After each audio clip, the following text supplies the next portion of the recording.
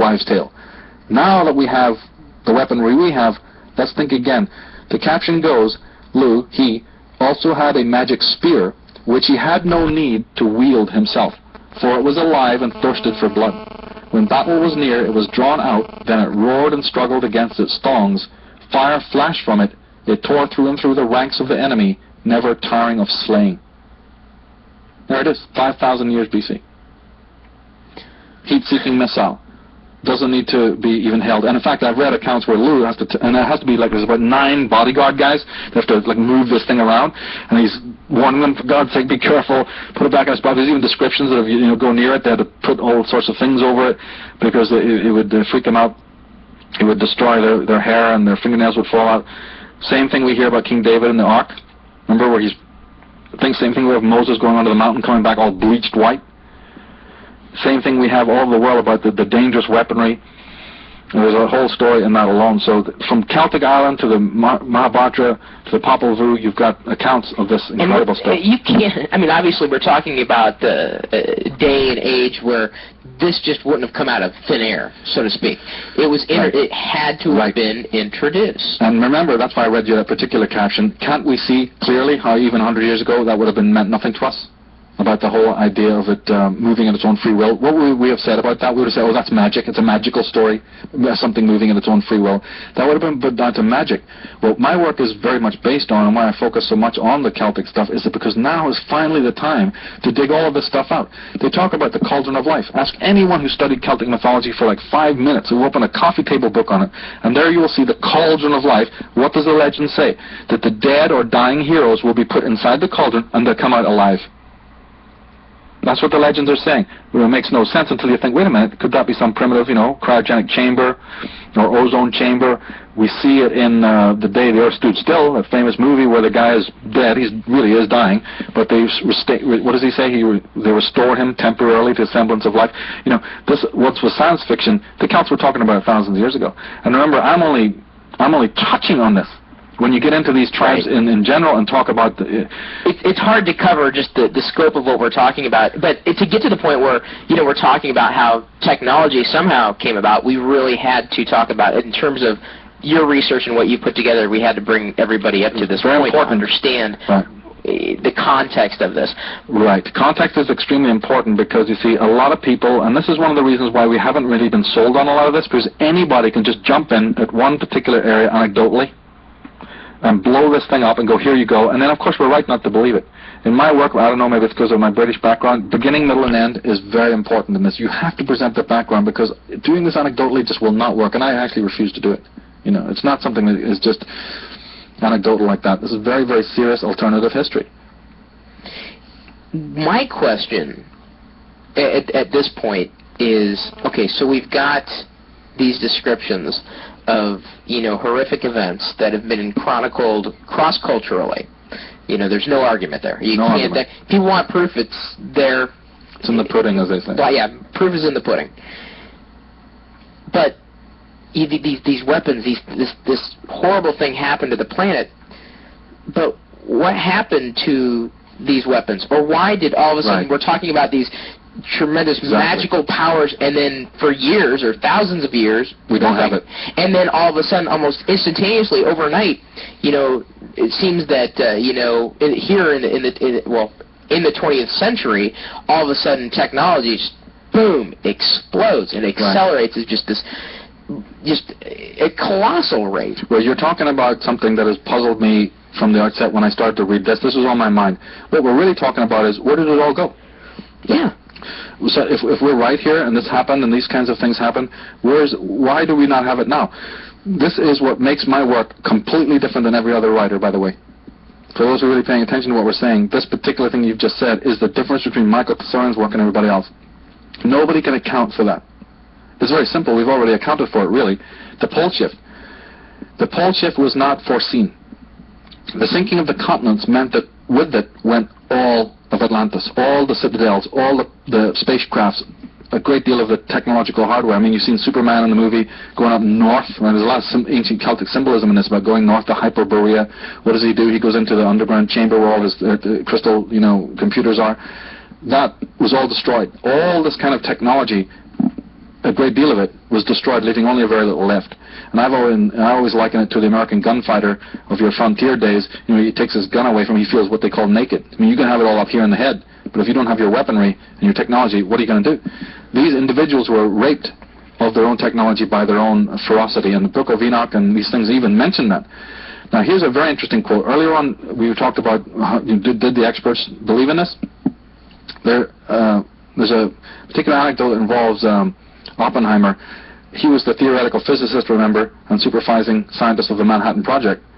And he was also very, very skilled in Sanskrit literature. He even read Sanskrit in its original, and he was a very great aficionado of the ancient books.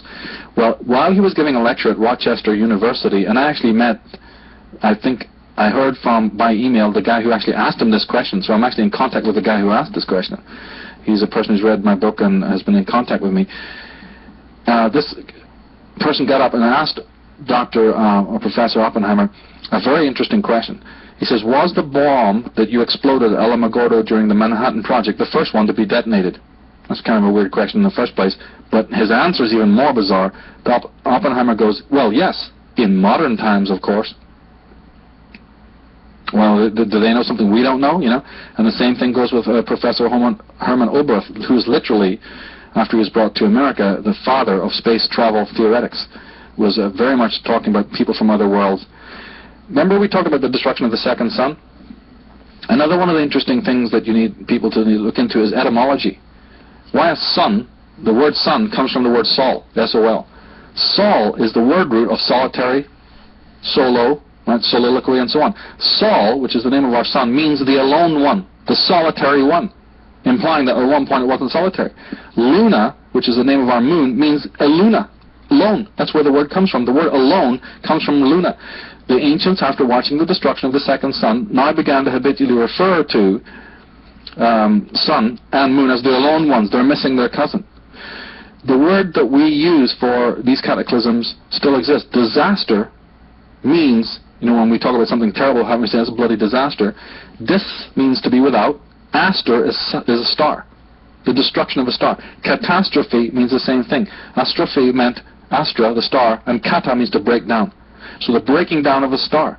The word typhoon, which also used to be from the Egyptian the Typhonian beast. Typhoon means the Typhonian serpent, the beast that was unleashed in the skies that caused tremendous trouble. Hurricane. Cane is from the old word meaning serpent, and hurry means to shake, the shaking of the serpent. Even the etymology of our world preserves this stuff. But you're right. There was an unforeseen variable, because after all, look at it, to embellish upon your point, if we're talking about something that happened at very least 11,000 years ago, and probably about 13,000 years ago, and we're talking about evil contingents on the earth that want to enslave us and so on, and then we have a rival faction who want to liberate us, well, wait a minute, how come neither of those two scenarios, you see, has then manifested? If the Atlanteans had won, we would be in chains or doing, slaving around. And if the Lemurian paradigm had worked, then we would all be living pretty much in peace and harmony on a beautiful planet. How come neither of those two things have happened? Because of the unforeseen variable of the pole shift. It changed things totally. And this is why neither side triumphed. All the technological hardware was destroyed. The Atlanteans realized that they basically have to start again. The story goes that the Atlanteans, remnants of them, decide to go to where the new equator is, to the only place that will sustain life all year round, which was Asia Minor. And it's from there, from Asia Minor, from the Euphrates and Tigris area, that the cultures of official history begin. They're based on the Atlantean pattern. That's why they were bloodthirsty. That's why they were agrarian. That's why they were city-state. That's why money started to be used. The calendar came into power. Conquest of your neighbors. Blood rituals. All the mayhem of all the modern empires leading up to today are based on a particular pattern that's been hidden, what it's really based on. Now, we come back to Zachariah Sitchin, the original point of why I have the major problems with him. It stands to reason. Yes, he's digging up, fine. He's digging up Sumerian Babylonian seals. He's translating them. His scholars are translating it. They're analyzing those. But wait a minute, we got a question now. If these civilizations in the Middle East, in Asia Minor, are patterned on the Atlantean pattern, who writes the history? So yes, Zechariah Sitchin is doing fantastic work reading Akkadian, reading Sumerian, but wait a minute, isn't history always written by the victors? So what the poor guy doesn't realize, because he's starstruck, well, in a way he should be, because what he's discovered is a remarkable, but he's made a fundamental error. Of course they're going to push the date of their coming back to 400,000 years ago. Of course they're going to say X, Y, and Z, you see, which is not necessarily true, because they're writing the history. And just because it now looks old and exotic to us, doesn't mean that you forget common sense. These were the tyrants of the world. These are people that you can't just take verbatim what they're saying. You certainly have to cross-reference it with other groups, and that's what my work has done. Now the Lemurians decide to do the opposite. For safety reasons or whatever reason, they decide to split and diverge themselves. They don't converge, they disperse to all corners of the planet. And that is why we have this thing called dispersion. The same rites, the same rituals, the same symbols, the same etymology, the same dances, the same symbolism coming to all parts of the globe. It's a well-known fact, a lot of people can't answer that. It's because there's one group taking it there. One group of the Lemurian high ones and their Adamic wards going to all parts, marrying in with anyone that we might have found as remnants there, which is the old story. Now you got to piece it together, and that's why you have these two sort of things happening. And most importantly, you have the rise of the great, God, the whole idea of the central God, and then the devil. Who's going to get your ass? All of this stuff comes out of the patriarchal society, the meat diet society. All of these things that are punitive and tyrannical coming out of the Middle East. A very important aspect that I cover in the book. And that, of course, brings us up to basically modern times because, not even in my work, I can't track every single event that these individuals have done. But the most important thing to realize is that these guys just don't take no for an answer. The Atlanteans decided to artificially push mankind history forward to the point where they could rebuild the hardware that they had lost. So everything is being accelerated artificially. Yeah. And you don't need Gene Roddenberry or Rod Serling, and many more people than them have always lamented. Why is it that our scientific advancement is so far in excess of our emotional and psychological development? This has haunted many thinkers down through time. Well, of course it is. If you artificially, there's something moving it forward, that's the answer. Now, it seems preposterous, but it's like Sherlock Holmes said, once you exclude the impossible, whatever remains, no matter how improbable, must be the truth. Well, we're in the century now for this improbable stuff to come in front of us. It makes a hell of a lot more sense than what we've been handed from the pulpit, what we've been handed from the enclaves of science, who are not that concerned too much with the moral question. And these are things that are besetting us. We need a new science that involves a lot of these researches and discoveries, and many of them are heading the way, like Richard Milton, wrote that book, Shattering the Myths of Darwin, which I recommend. Allen and Dallaire, Flinton, Otto Binder. There's many other scientific people that I mentioned whose work I draw upon, because in fact we cannot understand our modern age. We certainly cannot understand history if we do not understand there's been an unseen hand working to artificially push people forward. This empire of Atlantis, the remnant of it, has spread its tentacles to all parts of the modern world. They wanted the mines, they wanted to get the ores, because this is a humongous job. Now you've got to subjugate the entire planet. You've got to get the ores, the minerals, it's unimaginnable. But it still can be done. See, theoretically for them, on paper it could be done. They've probably done it on their own planet, and you don't really have any choice. What are you going to do, sit around, whittling on a piece of wood, or are you going to get with it? Well, these beings got with it. And that's why there's a colonialistic motive coming out of the first of these centuries, and the spread of war and mayhem, and anyone or anything standing in their way, they'd find a way to wipe it out. And the movement of races was very much involved in this as well, because of course now that the earth was in tremendous tumult, you didn't have much choice where you went. You basically went where the geography allowed you to go. So there was a lot of other factors that we need to take into consideration. Now, one point I want to bring up is that the genetic experiments didn't stop either. And this will help clean up a lot of information of people who've been researching David Icke and others who talk about the reptilians. Because, again, one of the most outstanding pieces of disinformation is that a lot of people in this field think that the beings that I'm talking about, the Nephilim, were reptilian or reptilian-like. This is not true. Although they didn't have a lot of their hardware, they had some, and they certainly had a lot of knowledge. So after they set up their bases, their new headquarters in Assyria, Babylon, Sumeria, and what have you, they tried some primitive genetic experiments. And this time they gave up all thought of doing it on humanoids, because that had never worked for them. They thought, every time we've tried that, it's gone awry. So they said, well, there's other life forms on the planet. So they started what we would call this other experimentation on the fauna. And they found that the DNA of the reptile worked when it crossed with their alien DNA. And that is the advent of the beings that all mythology also talks about, is the reptilian or the dragon beings. It's also the reason why we have the unicorn, the centaur, the minotaur, the dragon, all sorts of hybrid beings that seems to be that, even though there's been a lot of cover-ups, the sirens of Greek mythology. Up until the Middle Ages is full of this stuff. In fact, we all know the story of the hero who has to go and prove he's a man, or a hero who has to knock on the door of some hybrid like that and fight him. Then you put the symbol on your shield. So this was something that was a done deal in the medieval days. And I believe these beings still exist, a lot of them. But they were sort of sequestered out after, the modern age came in. You couldn't have these beings walking down Main Street. And just like any offspring, some will look more reptilian, scales and all, and some will look perfectly humanoid. And so there's people who have visitations today. There's many accounts of people having seen these beings. Of course, David Icke is the big authority on that right now.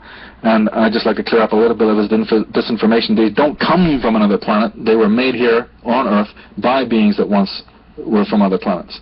The DNA was crossed with animal life forms. Wait, could they have really lived that long? Okay, that's a good point. I'm glad you brought that up. Now, what we're talking about is the lifespan of the originals. No, the answer is no. Even if you think that they may have lived 700 years, there's an account for that, or 1,000 years, obviously they don't live 11,000 years, right? So yeah, they've died, or they've perished, let's say, the originals, but then they have their descendants. And we all, in a way, are their descendants. Anyone today who carries the Adamic strain, or the Homo Atlantean strain, has the alien DNA. We're lumbered with the schism within ourselves genetically. It brings the immorality we have softly within ourselves every day. We wake up, it's ingrained in us. Will I climb on another person to get ahead? Is it good to steal? Shall I lie? This soft evil that's in us, and then there's the mega evil, the mega death on the social front. So all of that, from the psychological component of the human being all the way up to the physical manifestation of serial killers and mass murderers and what have you on the earth, actually comes from this problem of the DNA. The ancients used to liken it to the two dragons fighting each other, or the two twins in conflict with each other, Mordred and King Arthur, Dylan and Lou, Cain and Abel, Jesus and Lucifer, Is this also a yin-yang, or...? Yeah. In fact, the yin-yang symbol used to be called the eyes of the serpent, representing the black and white serpents. You have the conflict of... let's think of some of the primordial conflicts. You have... there's so many of them. Horus and Set. The whole idea of the two twins fighting for regency. In fact, there's a poem from the Old Testament when it's meant to be talking about Jacob and Esau, but it works so well. It says, "In your limbs lie nations twain, rival races from their birth. One the mastery shall gain, the younger or the elder reign." So the two dragons in Arthurian legends, they talk about the white dragon and the red dragon in conflict with each other, in perpetual rivalry. And it's the two parts of our own consciousness. Which two parts? The alien proclivity and the humanistic proclivity. Now, of course, conditioning matters too. I think that the idea on Lemuria was that the Lemurians were going to help to, condition out these alien genes.